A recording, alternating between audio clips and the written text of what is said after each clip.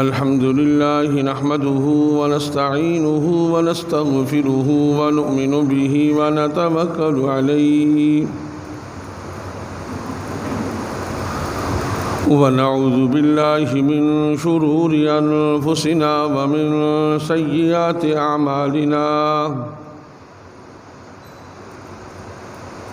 من يهده الله فلا مضل له ومن يضلله فلا هادي له ونشهد أن لا إله إلا الله وحده لا شريك له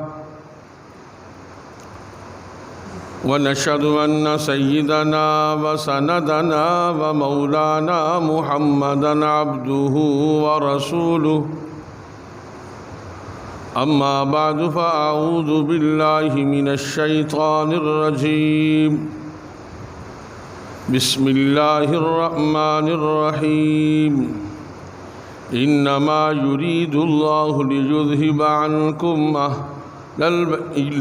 عنكم الرجس أهل البيت ويطهركم تطهيرا قال النبي صلى الله عليه وسلم أصحابي كالنجوم فبأيهم اقتديتم اهتديتم أو كما قال عليه الصلاة والسلام رب اشرح لي صدري ويسر لي أمري واحلل عقدة من لساني يفقهوا قولي رب زدني علما رب زدني علما رب زدني علما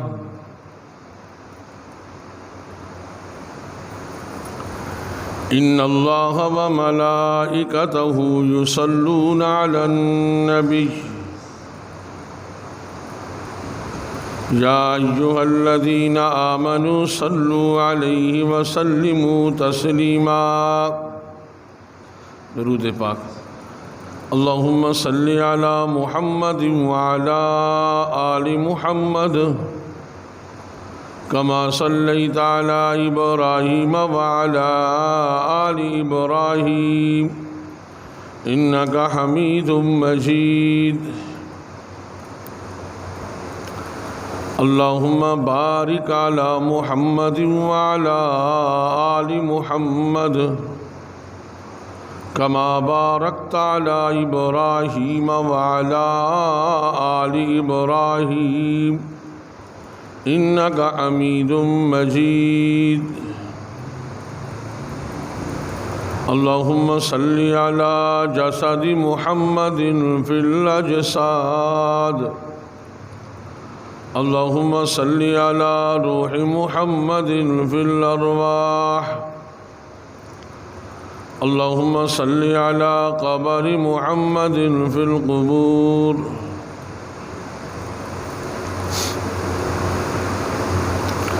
اللهم صل على محمد في أول كلامنا اللهم صل على محمد في أوسط كلامنا اللهم صل على محمد في آخر كلامنا سبحانك لا علم لنا إلا ما علمتنا إنك أنت العليم الحكيم سبحانك لا علم لنا إلا ما علمتنا إنك أنت العليم الحكيم صدق الله مولانا العظيم وصدق رسوله النبي الكريم ونحن على ذلك لمن الشاهدين والشاكرين والحمد لله رب العالمين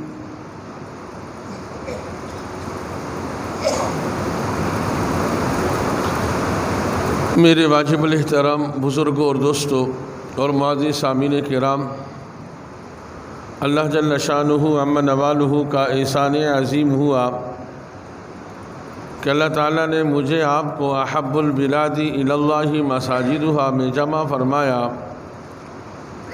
وابغض البلاد الی اللہ اسواقہا سے دور رکھا۔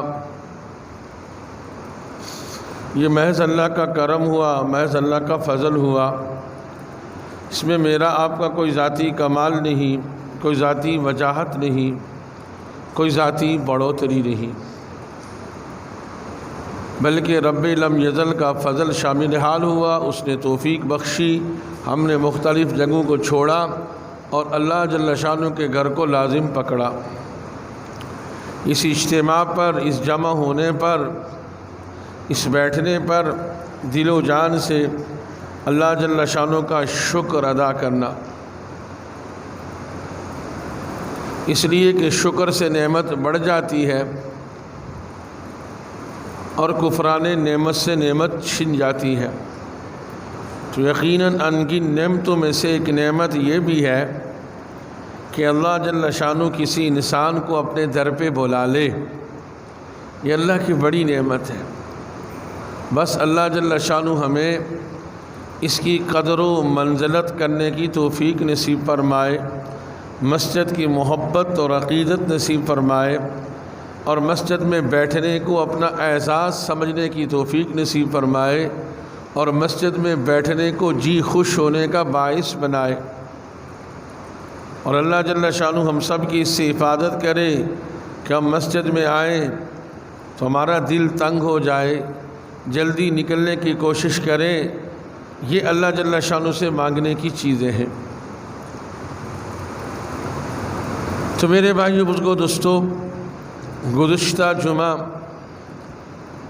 بلکہ اس سے کئی جمعے پہلے سے یہ بات چل رہی ہے، صحابہ معیار حق ہے۔ صحابہ کی عظمت سے دین کی عظمت آئے گی، اور صحابہ کی تنقید سے دین میں تنقید آئے گی۔ تو آج کا موضوع ہے صحابہ اور اہل بیت دونوں معیار حق ہیں۔ صحابہ کرام اور اہل بیت دونوں معیار حق ہے، اور پھر ان دونوں کے معیار حق ہونے پر اللہ جل شانہ کے دو ارشاد، اللہ جل شانہ کے پیارے حبیب کے دو ارشاد ہیں۔ ایک تو آپ صلی اللہ علیہ وسلم نے فرمایا اصحابی کالنجوم فبأیہم اقتدیتم اہتدیتم، میرے صحابہ ستاروں کی مانند ہے، ان میں سے جس کی بھی تم اتباع کر لو ہدایت پا لوگے۔ اور اہل بیت کے متعلق فرمایا الا ان مثل اہل بیتی فیکم مثل سفینۃ نوح من رکبہا نجا ومن تخلف عنها ہلک، رواہ مسند، امام احمد۔ آپ نے فرمایا کہ میرے اہل بیت کی مثال تم میں ایسی ہے جیسا کہ نوح علیہ السلام کی کشتی کی مثال تھی۔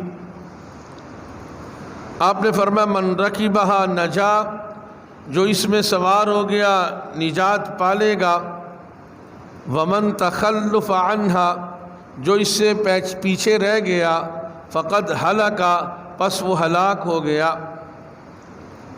یہ دو ارشادات آپ صلی اللہ علیہ وسلم کے ہیں۔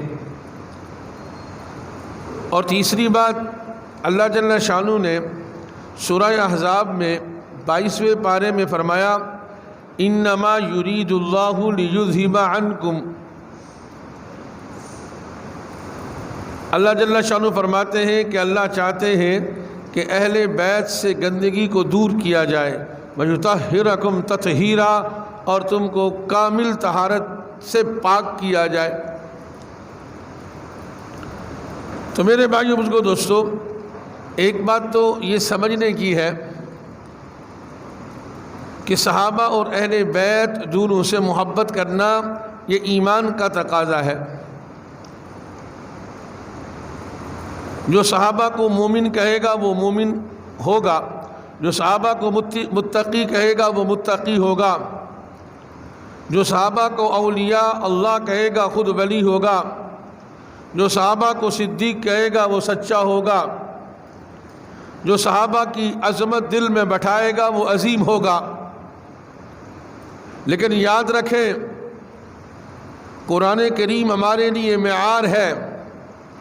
اللہ جل شانہ نے قرآن کریم میں صحابہ کی اداؤں کو بیان کیا۔ جب رسول اللہ صلی اللہ علیہ وسلم نے منافقین سے، کافروں سے کہا وَإِذَا قِيلَ لَهُمْ آمِنُوا كَمَا آمَنَ النَّاسِ، کہ تم ایمان لاؤ ایسے جیسے صحابہ نے ایمان لایا،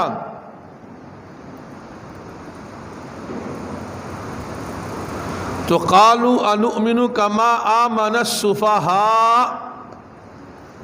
بات نقطے کی سمجھنے کی ہے، میں جس بات کی طرف آپ کا ذہن لانا چاہتا ہوں توجہ رکھیے۔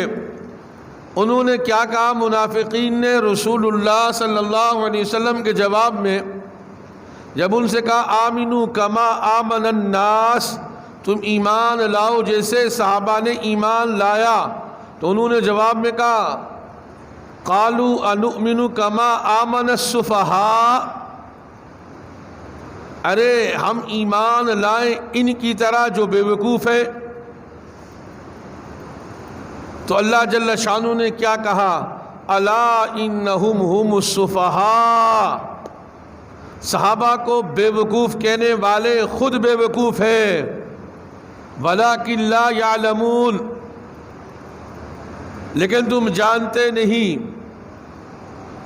نعوذ باللہ، صحابہ کی زندگی پہ کیچڑ اٹھانے والے خود اپنی زندگی کے اندر کیچڑ میں ملوث ہیں، صحابہ پر لعن طعن کرنے والے خود ملعون ہیں قرآن کے اشارے سے۔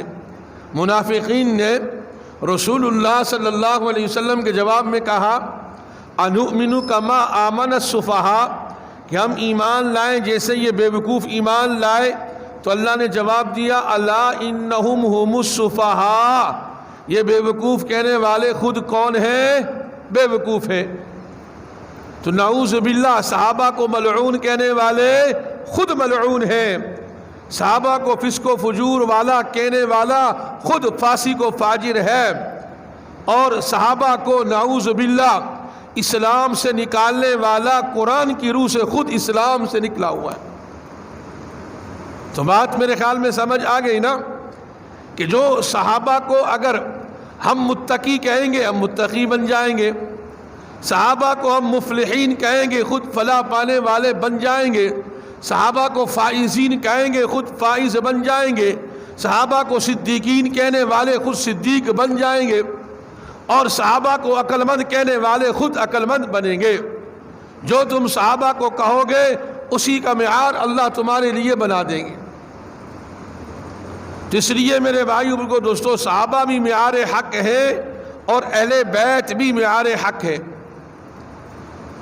اچھا، آج ہمارا سنی مسلمان اس بات سے بے بلد ہے کہ اہل بیت کس کو کہتے ہیں، اہل بیت کس کو کہتے ہیں، یعنی تاریخ کو ایسا دھندلا کیا گیا کہ اہل بیت کا نام سنتے ہی جناب علی، جناب فاطمہ، جناب حسن، جناب حسین کا نقشہ ہمارے ذہن میں آ جاتا ہے۔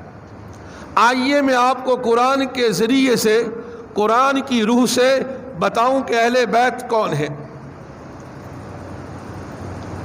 سورہ احزاب پڑھنے کے قابل ہے، اپنی عورتوں کو سورہ نساء، سورہ احزاب اور سورہ نور پڑھانی چاہیے۔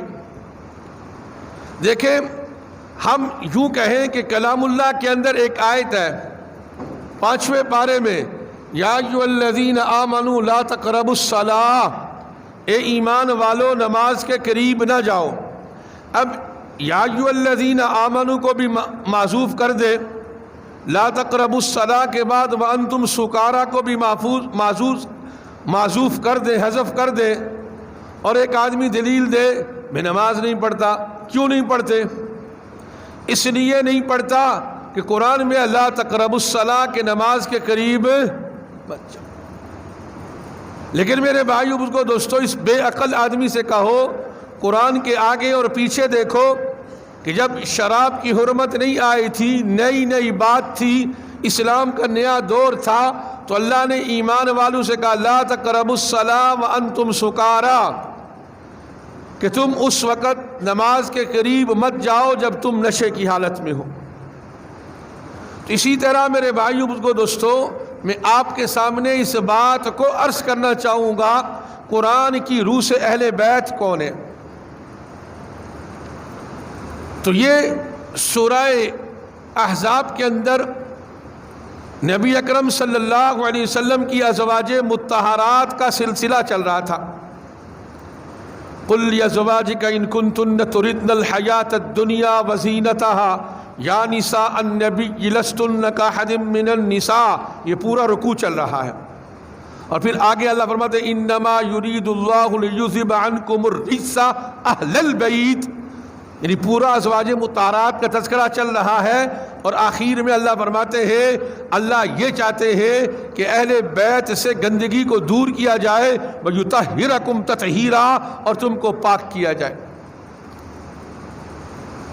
دیکھیں ہمارے اردو محاورے میں کیا ہے، میرے گھر والے، اس سے کیا مراد ہوتی ہے؟ بھائی اس سے مراد بیوی، بچے، بیٹیاں۔ لیکن اگر ایک آدمی کی بیٹی شادی کر کے دوسرے گھر میں چلی گئی تو ہم تو نہیں کہتے کہ میرے گھر والوں میں میری وہ بیٹی بھی ہے، اب تو وہ داماد کے گھر چلی گئی۔ بات سمجھنے کی ہے، نقطہ سمجھنے کی، کہ فرمایا کہ میرے گھر والے، اس سے مراد کیا ہوتا ہے؟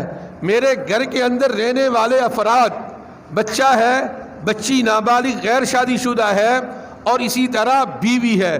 اور محاورے میں کہ بھائی میں گھر والوں کے ساتھ آؤں گا، بھائی آپ میری دعوت میں آنا، تو مخاطب کہتا ہے گھر والوں کے ساتھ لے کے آنا، تو کیا مراد کہ بیوی کو ساتھ لے کے آنا؟ کیا مطلب ہے؟ بیوی کو ساتھ لے کے آنا۔ یہاں پر کلام اللہ میں فرمایا وَيُطَهِّرَكُمْ، یعنی اہل البیت سے مراد آپ علیہ الصلوۃ والسلام کی ازواج مطہرات۔ ایسا ذہن خراب کیا گیا کہ بیویوں کو تو ہم کافر کہیں، نعوذ باللہ، بیویوں پر تو ہم تہمت لگائے اللہ کے رسول کی۔ میرے بھائیو بزرگو دوستو، جب تک آپ علیہ الصلوۃ والسلام کو کہیں اللہ نے یا ایھا المزمل، کہیں یا ایھا المدثر کہا، لیکن پھر جب آپ کی بیویاں آئی تو فرمایا یا نساء النبی لستن کاحد من النساء، اے نبی کی بیویو تم عام عورتوں کی طرح نہیں ہو۔ میرے بھائیو، اس سے بڑی بدبختی اور لعنت کیا ہوگی کہ جن عورتوں کو اللہ براہ راست ہماری ماؤں کو مخاطب کر رہے ہیں، آج ہم ان کی زندگی پہ کیچڑ اٹھائیں۔ میں نے ایک بات کہی کہ صحابہ کو متقی کہنے والا خود متقی ہے، صحابہ کو ایماندار کہنے والا خود ایماندار ہے، صحابہ کو عظیم کہنے والا خود عظیم الشان ہے۔ قرآن نے کہا کہ جب منافقین نے رسول اللہ صلی اللہ علیہ وسلم کے صحابہ کو بے وقوف کہا تو اللہ نے فرمایا الا انہم ہم السفہاء، کہ بے وقوف یہی ہے۔ تو آج صحابہ پہ لعن طعن کرنے والا خود ملعون ہے، صحابہ کو فاسق اور فاجر کہنے والا، کافر کہنے والا قرآن کے ذریعے سے خود کافر ہے۔ یہ تو آپ نے خود سنا ہوگا کہ حضور پاک صلی اللہ علیہ وسلم کی صرف ایک بیٹی ہے، ہم 3 کو نہیں مانتے، ہم 5 صحابہ کو مانتے ہیں، باقی کو نہیں مانتے۔ بھائی اگر ایک آدمی آسمان کی طرف ستاروں پر تھوکتا ہے تو تھوک کیا ستاروں پہ پہنچ جائے گا؟ تھوک لوٹ کر اس کے منہ پہ آئے گا، خود اس کے منہ پہ گرے گا۔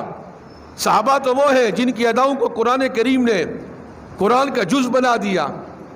تو میں آپ کو بات سمجھانا چاہ رہا تھا کہ اہل بیت سے مراد رسول اللہ صلی اللہ علیہ وسلم کی بیویاں ہیں۔ اصل مقصود اور اصل مراد اس آیت سے یہ ہے۔ لیکن جناب علی، جناب حسن، جناب حسین اور جناب فاطمہ الزہرا رضی اللہ تعالی عنہم، یہ بھی اہل بیت ہیں۔ وہ کیسے؟ ایک مرتبہ رسول اللہ صلی اللہ علیہ وسلم نے جناب علی کو بلایا، فاطمہ کو بلایا، ایک چادر کو اوپر لیا، جناب حسن اور حسین کو بلایا اور ان چاروں کو اپنی چادر کے نیچے رکھا اور فرمایا ان ہؤلاء اہل بیتی، کہ یہ بھی میری اہل بیت میں سے ہے۔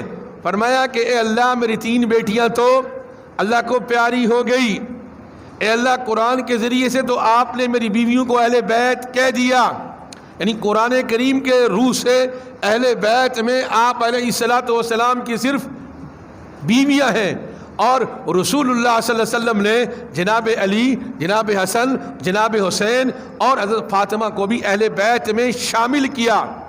آپ بتائیں کہ سب سے پہلے استدلال کس سے ہوگا؟ قرآن کریم سے ہوگا نا، پھر رسول اللہ صلی اللہ علیہ وسلم کی حدیث سے ہوگا۔ ہم قرآن والوں کو، جن کو قرآن نے اہل بیت کہا، ہم ان کو نعوذ باللہ ننگی گالیاں دیں، ہم ان کو اسلام کے دائرے سے خارج کریں، اور جن کو رسول اللہ صلی اللہ علیہ وسلم نے اہل بیت میں شمار کیا ہم انہی کو مومن کہیں۔ میرے بھائیوں، سارے صحابہ ہمارے سروں کے تاج ہیں۔ اور پھر آپ علیہ الصلاۃ والسلام نے 2 مثالیں دی۔ یہ بات سمجھ آ گئی کہ اہل بیت سے صرف یہ 4 لوگ مراد نہیں ہے، اہل بیت سے مراد رسول اللہ صلی اللہ علیہ وسلم کے گھرانہ ہے، اس میں آپ کی بیٹیوں میں سے ایک بیٹی فاطمہ کو آپ نے شامل کیا۔ جب بیٹی شادی کر کے دوسرے گھر میں چلی جاتی ہے پھر وہ اہل بیت میں شمار نہیں ہوتی، تو لہٰذا رسول اللہ صلی اللہ علیہ وسلم کے اہل بیت میں آپ کی ازواج مطہرات ہیں قرآن کی روح سے۔ ام حبیبہ کون ہیں؟ رسول اللہ صلی اللہ علیہ وسلم کی بیوی ہے، امیر معاویہ کی بہن ہے، ابو سفیان کی بیٹی ہے۔ ام حبیبہ رضی اللہ عنہا، ابو سفیان رضی اللہ عنہم، معاویہ رضی اللہ عنہم، اگر کوئی ملعون ان پر لعنت کرے خود اس کے منہ پہ لعنت ہے۔ تو اس لیے میرے بھائیو کو دوستو، اس بات کو سمجھنے کی کوشش کرنا کہ اہل بیت قرآن کی روح سے صرف ازواج مطہرات ہیں۔ ہاں، نبی اکرم صلی اللہ علیہ وسلم نے ان 4 کو بھی اہل بیت میں شمار کر لیا۔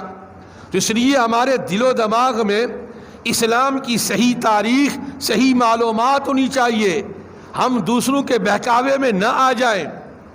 جو اغیار بات چلا دے ہمارے دل و دماغ میں بھی وہ بات آ جائے۔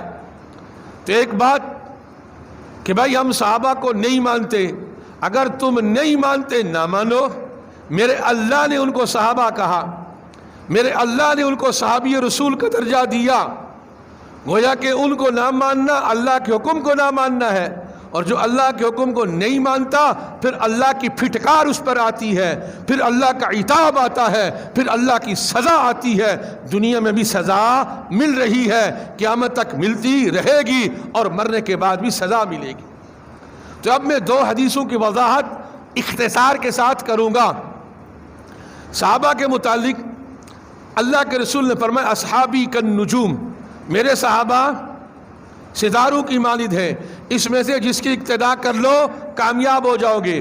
اور اہل بیت کے متعلق فرمایا ان مثل اہل بیتی فیکم، میرے اہل بیت کی مثال تمہارے اندر مثل سفینۃ نوح علیہ السلام کی کشتی کی طرح ہے، جو اس میں سوار ہو گیا وہ کامیاب ہو گیا، ومن تخلف، جو پیچھے رہ گیا وہ ہلاک ہو گیا۔ اور پھر آپ نے فرمایا میرے بعد فتنے در فتنے اٹھیں گے، ایسے فتنے سے ٹھک سے تسبیح کا دانہ ایک گرا، دوسرا گرا، تیسرا گرا۔ آپ علیہ السلام دنیا سے چلے گئے، منکرین زکوٰۃ اور منکرین حدیث، منکرین اسلام اور مختلف قسم کے فتنے اٹھتے گئے اور آج تک اٹھ رہے۔ اور پھر آپ نے فرمایا کہ میں نبوت کا سورج ہوں، میرے صحابہ ستارے ہیں، جب سورج ہوتا ہے تو ستاروں کی ضرورت نہیں ہوتی، اس وقت ستاروں کی اہمیت نہیں ہوتی، ابھی سورج نکلا ہوا ہے، اب ستارے ہیں لیکن ہمیں آسمان پہ نظر نہیں آتے۔ اور جب سورج غروب ہوتا ہے ایک ستارہ نکلتا ہے، پھر دوسرا، پھر تیسرا، پھر چوتھا، اور جب گپا گپ تاریکی ہو جاتی ہے تو پورے کے پورے آسمان میں سارے ستارے چمک جاتے ہیں. پہلے ابو بکر کا ستارہ رونما ہوا، پھر عمر کا، پھر عثمان کا، پھر علی کا، پھر اسی طرح طلحہ زبیر کا، اسی طرح ستارے نکلتے نکلتے نکلتے فرمایا کہ سارے کے سارے صحابہ، بڑے سے بڑا صحابی، ادنا سے ادنا صحابی ستاروں کی مانند ہیں. فَبِأَيِّهِمُ اقْتَدَيْتُمْ اهْتَدَيْتُمْ، ان میں سے کسی ایک کی بھی اقتدا کر لو تم نجات کو پالو گے. تو ان سارے صحابہ کو اللہ نے فرمایا رضی اللہ عنہم ورضوا عنہ. اب ایسا نہیں ہے کہ بھائی ستاروں میں سے ایک بڑا ستارہ پہلے آیا، دوسرا کیا چھوٹا ستارہ جو آخر میں آیا اس کا کوئی مرتبہ نہیں، سب کا مرتبہ ہے اللہ کے نزدیک. اور پھر فرمایا کہ جب فتنے آئیں گے تو تم نے 2 راستے اختیار کرنے ہیں، ایک راستہ صحابہ کا، دوسرا اہل بیت کا. اب سوال یہ ہے، ستارے تو آسمان پر ہیں، کشتی کی ضرورت پانی پہ ہوتی ہے، ہم تو خشکی میں ہیں، ہم تو خشکی میں ہیں. لیکن ذرا اس نقطے کو سمجھنے کی کوشش کیجئے اور اپنے ایمان کے جذبات کو ابھاریے اور اپنے ایمان کے جذبات کو بڑھائیے. طوفان کس کا آتا ہے؟ طوفان یا تو ہوا کا آتا ہے یا پانی کا آتا ہے. طوفان یا تو ہوا کا آتا ہے یا پانی کا آتا ہے. اور جب طوفان آ جائے، ہر طرف پانی پھیل جائے، آدمی چیخو پکار شروع کر دے، بچاؤ بچاؤ بچاؤ، کیسے بچے گا؟ کوئی جا کر اس کو کشتی پیش کر دے، کشتی میں وہ بیٹھ جائے تو اب بچنے کا ایک ذریعہ مل گیا. رات کی تاریکی ہے، اب کشتی کو راستہ کون دکھلائے گا؟ اب اگر ستاروں کی چمک آسمان پہ ہوگی، کشتی کو رخ ملتا رہے گا اور کشتی یوں گزرتے گزرتے کنارے پہ آ جائے گی. میرے بھائیو، اہل بیت اور صحابہ دونوں کی محبت دل میں ہوگی تو آخرت کے اعتبار سے نجات مل جائے گی. اگر کشتی ہو اور اگر آسمان کے ستاروں کی روشنی نہ ہو تو پھر بھی انسان اس سیلاب سے بچ نہیں سکتا، اس طوفان سے بچ نہیں سکتا. اور اگر صرف ستارے ہوں، کشتی نہ ہو تو پھر بھی آدمی اس طوفان سے بچ نہیں سکتا. تو طوفان سے بچنے کے لیے کشتی بھی ضروری ہے اور طوفان سے بچنے کے لیے ستاروں کی روشنی بھی ضروری ہے.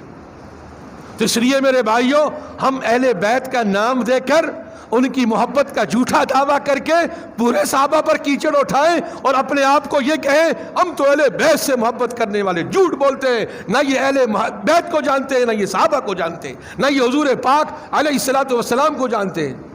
ان کا عقیدہ اتنا گندا ہے، اتنا غلیظ ہے کہ پڑھتے پڑھتے انسان کا دماغ پھٹنے کو آتا ہے، کلیجہ منہ کو آتا ہے. یہ بسا اوقات اپنے امام کو نبی سے بڑا درجہ دیتے ہیں. اس لیے میرے بھائیو کو دوستوں، کم وقت میں نے چند گزارشات کر دی. اللہ تعالیٰ ہمیں صحابہ کی محبت نصیب فرمائے. اب آخری بات، جیسا کہ 10 عاشورہ کے بعد سے کراچی کے بلکہ پورے پاکستان کے علماء کرام ایک دماغ کے ساتھ، دیکھیں کوئی سیاست نہیں ہے، کوئی جماعت نہیں ہے، سارے مسلمان کلمے والے اس میں جمع ہو رہے ہیں، سب کے ایمان کا مسئلہ ہے. تو اس کے لیے آج ان ارباب اقتدار کے سامنے جو ان کی طرف جھک چکے ہیں، ان کو یہ باور کرانا چاہیں گے سارے علماء کرام، سارے مسلمان غیور، کہ ہم صحابہ کے متعلق، نبی کے متعلق کچھ نہیں برداشت کر سکتے. صحابہ پر ہماری جانیں قربان، نبی کی عظمت پر ہماری اولادیں قربان، ہمارا مال قربان، ہماری ساری چیزیں قربان. لہذا آج اپنی پاور کو دکھانا ہے کہ ان ملعونوں کے اعتبار سے جنہوں نے صحابہ پر لعنت کری، ان کو فی الفور گرفتار کیا جائے اور ایسا قانون بنایا جائے کہ جس قانون میں جو نبی کی گستاخی کرے، جو صحابی کی گستاخی کرے، جو ازواج مطہرات کی گستاخی کرے، فی الفور اس کو سزا دی جائے. اور تیسرا کہ مسلح جلوسوں کو ان کی امام بارگاہوں تک محدود کیا جائے. پورے سنی عوام کو بلاک نہ کیا جائے، دکانوں کو جلایا نہ جائے اور روڈوں کو بند نہ کیا جائے۔ یہ 3 بڑے بڑے مطالبات ہیں، اور انشاءاللہ یہاں سے بھی جمعے کی نماز کے بعد احباب اپنی گاڑی کے ساتھ، اپنے موٹر سائیکل کے ساتھ اپنے آپ کو پیش کریں۔ میرے بھائیوں، یہ ایک فرد کا مسئلہ نہیں ہے، پورے مسلمانوں کا مسئلہ ہے۔ آج اگر ہم اپنے چھوٹے چھوٹے آزار کی بنیاد پر وہاں اپنی قوت دکھانے کے لیے جا نہ سکے تو یاد رکھیں کل صحابہ کو کیا منہ دکھلائیں گے۔ تو اس لیے سارے بھائیوں سے التماس ہے، کسی ایک کو بھی استثناء نہیں ہے، سارے بھائی نماز جمعے کے بعد 2 سوا 2 بجے تک یہاں جمع ہو جائیں۔ یہاں سے انشاءاللہ ہم جائیں گے شاعرہ قائدین پر، وہاں علماء کرام بات کریں گے اور ان کی بات سنیں گے، اور حکومت کے سامنے یہ ساری گزارشات رکھ دیں گے۔ قانون حکومت کا ہے، قانون حکومت ہی استعمال کرے گی، ہم قانون کو ہاتھ میں نہیں لینا چاہتے، اور نہ ہی یہاں ہمارے اسلام کا یہ شعور ہے یا اسلام کی روح ہے، بلکہ اسلام تو مذہب ایسا ہے، آپس میں جوڑ والا ہے، آپس میں تعلق والا ہے۔ لیکن میرے بھائیو کو دوستو، اعزنا اللہ بالاسلام، اللہ نے ہمیں اسلام کے ساتھ عزت دی، ایسا نہیں کہ کوئی اسلام پر قدغن لگائے اور ہم چپ چاپ بیٹھے رہے۔ لہذا نماز جمعہ کے بعد اور جمعے کے بعد بھی ساری ترتیب بنا لی جائے گی۔ انشاءاللہ سب احباب سے گزارش ہے کہ سارے کے سارے جانے کی کوشش کریں، کوئی ایک بھی نہ بچے، اور جو بچ جائیں، بوڑھے ہیں، کمزور ہیں، ان سے التماس ہے یاسین حسبنا اللہ ونعم الوکیل، لا الہ الا انت سبحانک انی کنت من الظالمین۔ یہ گویا کہ 3 بجے سے لے کر مغرب تک ذکر میں، اذکار میں، مستورات گھروں کے اندر تلاوت میں، ذکر میں لگ جائے، تاکہ اللہ جل شانہ کسی شریر کے شر سے اس سارے جلوس کی حفاظت فرمائے، اور جو مقصود ہے اللہ اس کو پائے تکمیل تک پہنچائے۔ وآخر دعوانا ان الحمدللہ رب العالمین۔ ابھی آذان ہوگی، پھر آذان کے بعد سنتیں ادا کی جائیں۔